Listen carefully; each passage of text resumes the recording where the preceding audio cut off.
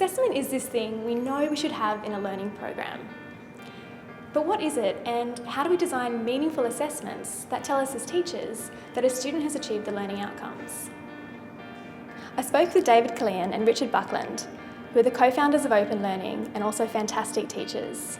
I asked them more about the process of assessment and what the term authentic assessment meant to them.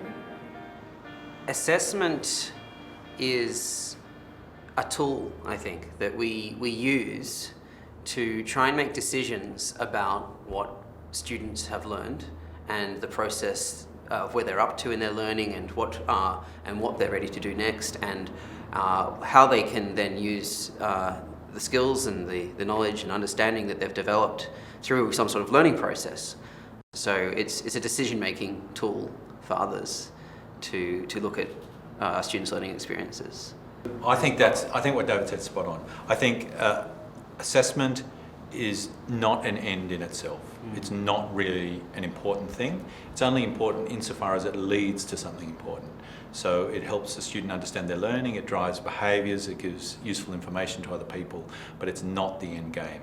And I also think that assessment is a risk.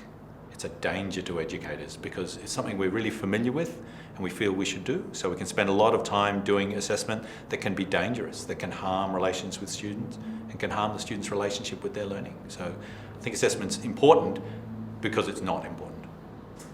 So being more specific, there have been many times where I've felt bad about myself when I've got a mark back. And I felt that I wasn't good at something or I wasn't able to achieve.